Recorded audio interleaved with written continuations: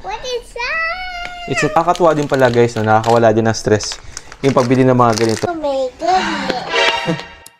Hi guys, welcome again to our YouTube channel.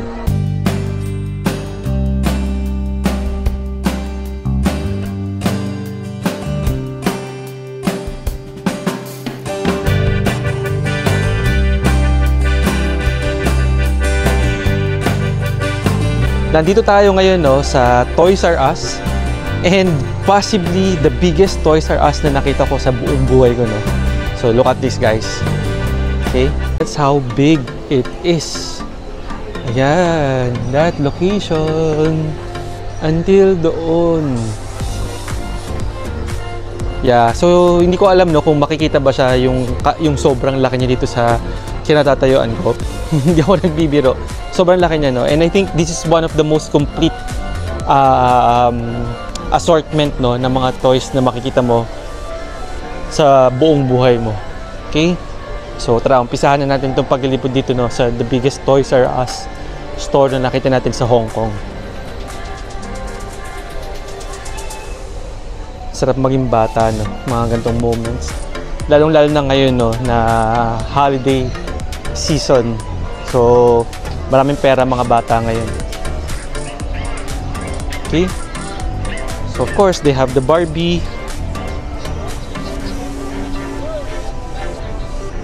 Okay. They have a section here, na Sanrio.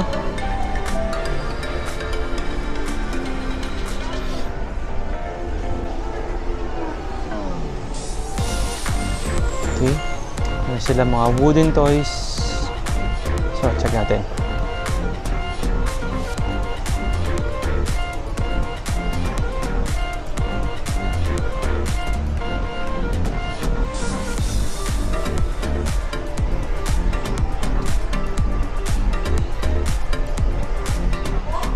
Tingnan tayo sa bandang dulo. Legit guys, itong store na to para kang nasa isang malaking department store ng Mega Mall.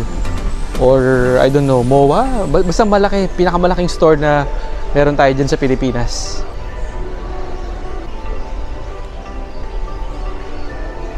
Princess Magic Castle.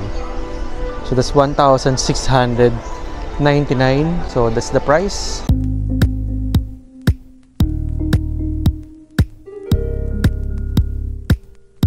Natin dito sa area na to. Meron silang specific na area for Anpanman.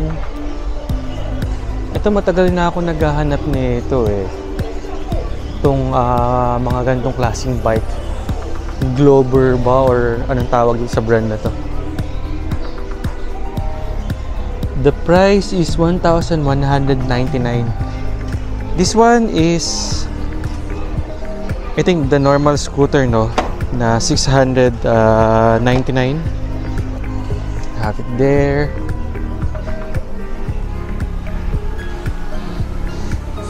Of course, the bike section.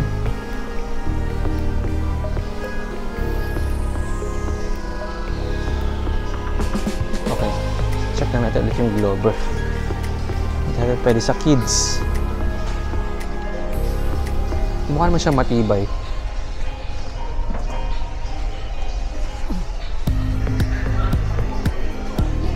You have an area for Marvel. So, pasukin natin. You have the Transformers. Kung nagko-collect kayo guys, I think this is a good place for you. So, the Transformers there. You have the Endgame Avengers collections. So ano to? Collector's Paradise. Bumblebee. And si Optimus Prime.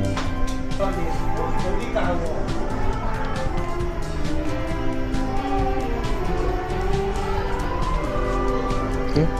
You also have an area for Star Wars. Okay.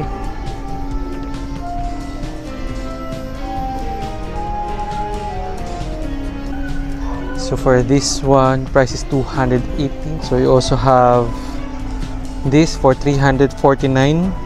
Mga lightsaber, no, na laruan, or I think collectibles din ito, no, or pwedeng paglaro din ng mga bata. So this is 224. Okay. So comment lang kayo guys, no, kung mura ba yan or mahal, para malaman din ng ating mga viewers. Gundam World. This one is $87. Mga mahilig mag-collect. $169. This is price $339.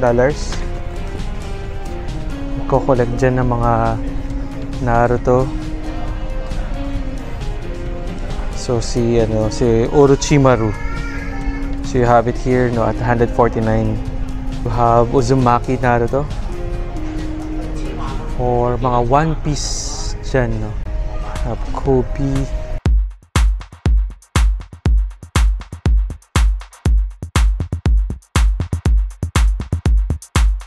Meron din mga Sailor Moon.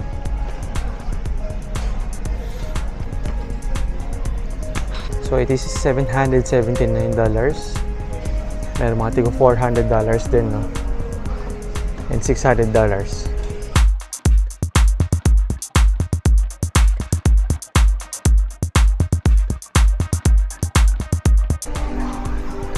Another collector's items.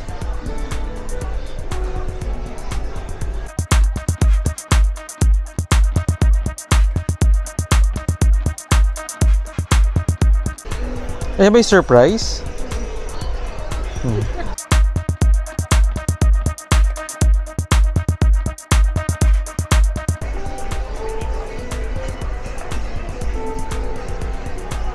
Mga mahilig mag-collect dyan.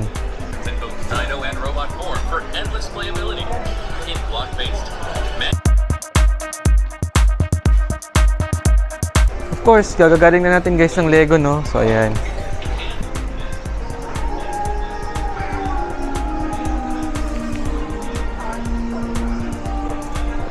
So actually lahat guys naka-sale sila, no?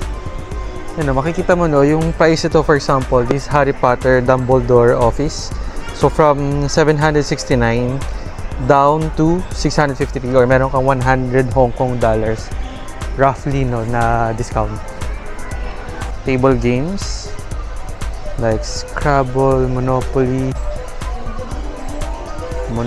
na Super Mario Edition, 239 from original of $299. Okay, mga Uno cards, naka-sale din sila guys from 104 to 74.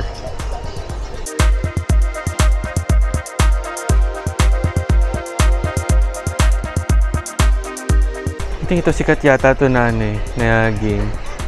Ito yata yung yung may gulat-gulat factor na game. So ito. Bad Dog with Sound. So that's $199. Ano, may nakita ka? No, mga board games, table games. Ito, meron mga Disney Princess. Disney Princess na puzzle, sorry. This is $89.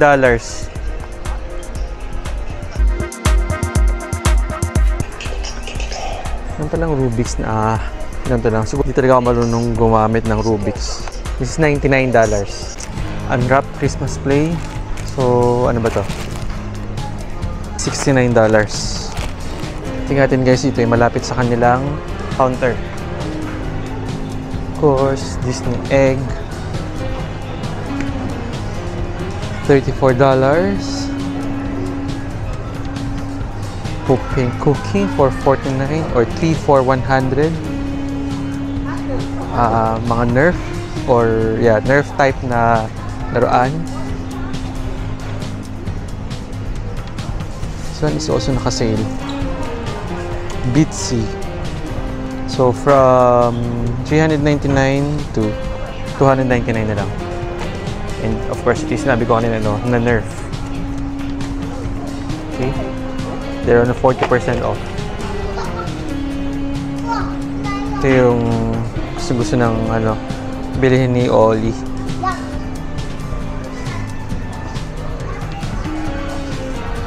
Guys, meron sila ditong Lucky Bag. So, the standard price is 746. Pero, meron kang 4 na piraso ng toys na only price for 249. So, the bag looks like this, no? Ayan. Okay. Ito, tinan mo to. Ano to? Itong pink. Mas mahal siya. Mas mahal. This is Kasi 249. Mermaid kasi siya. Ito favorite ko. Ganyan na itsura niya.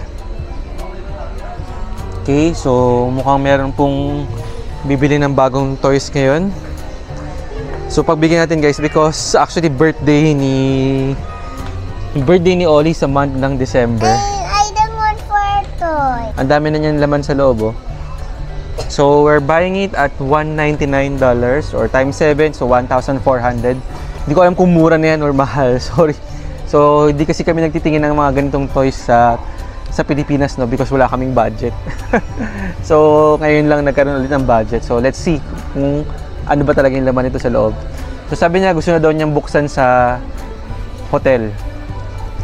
So check natin. Ollie, are you happy? Okay, happy daw siya. Bagong gising kasi. Ayaw na niyang bitawan. 1 lang daw eh. Ano daw? 1 lang daw gusto niya. Okay, 1 lang yung gusto niya. Ayaw na niya ng 4. Okay, only 1 toy. Uzumaki Naruto. Ay, hindi pala. Si ano to? Si Boruto. Yung anak na ni Naruto. Price is $495 from 619 Hong Kong dollars.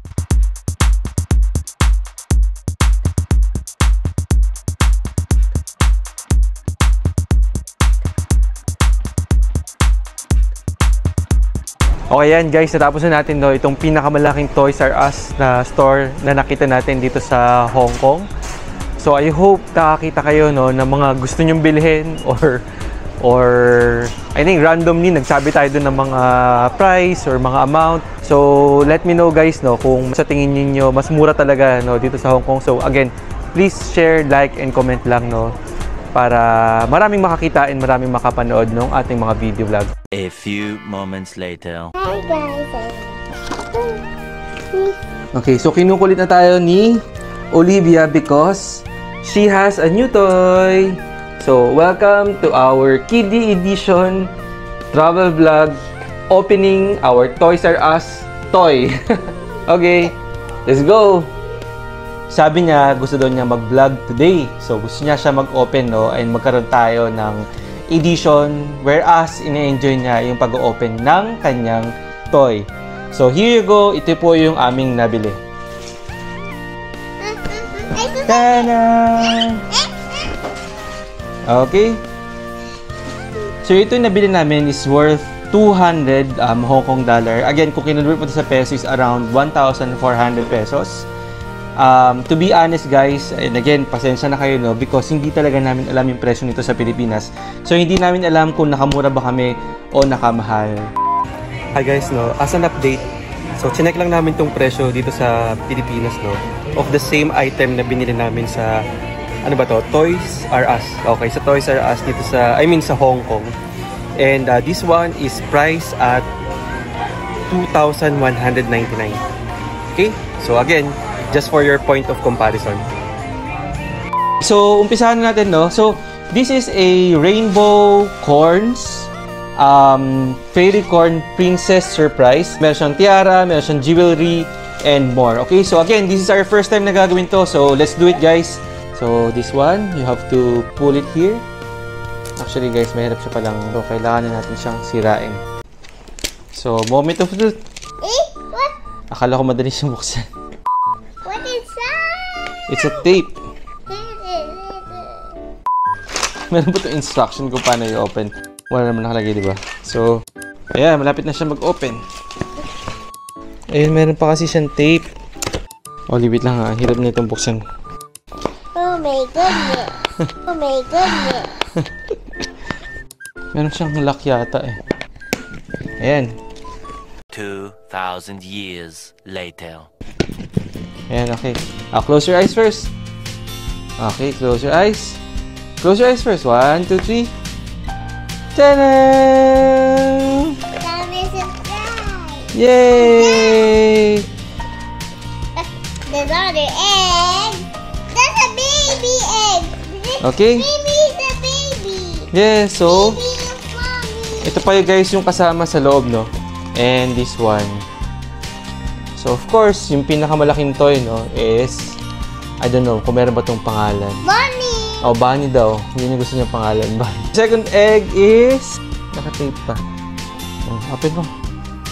Wow, there's another.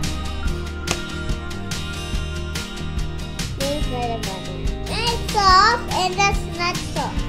It's mommy. Okay, there's a soft and not soft. So, meron din siyang egg. Like this one, oh, meron ka malaking egg, di ba? How do I put this? Figure out natin guys na kung paano tayo naging mali.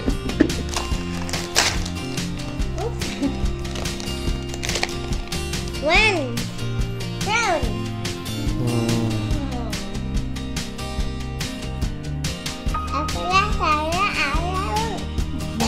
Okay, how about this one? Slowly, Daddy will help. Sticker. Oh, Ollie, one more. Oh, ayun na. Oh no. It's a A bracelet. What? bracelet. So ito guys yung nakuha Baby, niya. baby egg. Yung tiara sa mismong what you call this one, ito sa egg. Yan, yung tiara sa egg, pwede siyang ilagay dito guys, no? Bit natin siya dito. Ayan, okay. So ayan, kompleto na siya. Meron ka ng tiara here. Okay, so you wear it, Ollie. Wow, you're so pretty. Very good, Ollie. Oh, this one. Abracadabra.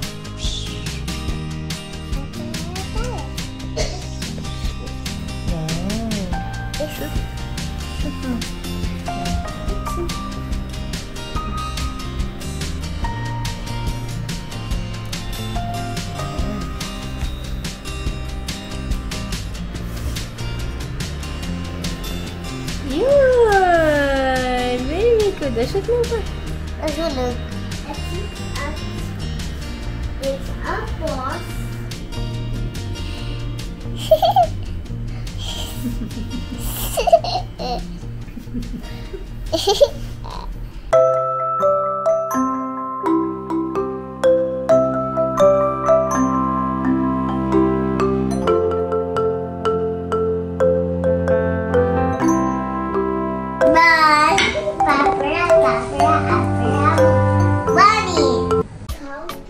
Okay. So, kung yung bata meron nabili, syempre, may nabili din yung mga matatanda. Okay? Bear Brick. Okay? So, ayan. Bear Brick. So, according doon sa nagbebenta, it's also a surprise. Kasi hindi mo alam kung ano makukuha mo on this one or any of this one. So, ayan. So, price is 49 Hong Kong dollars. So, sabi ng 50. So, let's see. So, check natin guys no, kung anong laman nito. So, it's a surprise as well for the matatanda naman. Okay? So, again, yung makukuha mo is any of this. Hindi ko alam kung makikita ba siya or hindi. Ayan. Okay? So, in the box, meron kang dalawang package no, na makukuha. Isang, I think this is the sticker. And this is the Bear Brick. Okay, so probably. Let's see. Nakakatuwa din pala guys, no? Nakakawala din ng stress yung pagbili ng mga ganito because meron siyang element of surprise. Okay, so let's see, of course. Oh, okay. So I have this. Look. Wait lang medyo malabo siya sa ano. Sa actual na. Okay. So let's see. Yan. Okay. And we have this. So let's open it.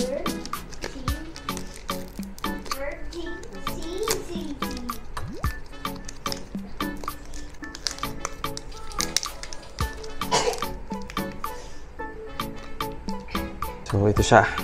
Tingnan natin siya guys na mas malapitan. No? Hold on. Okay. And yung assortment rate niya ay ayan.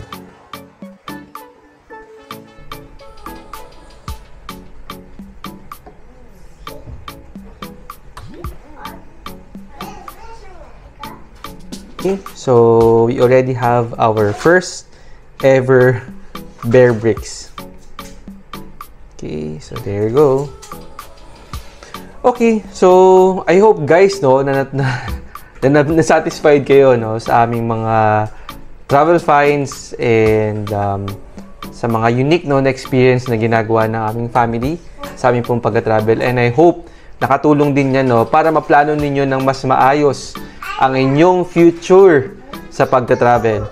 Okay, so for now, i-enda lang muna natin ang vlog na to, and see you again sa susunod natin na travel vlog.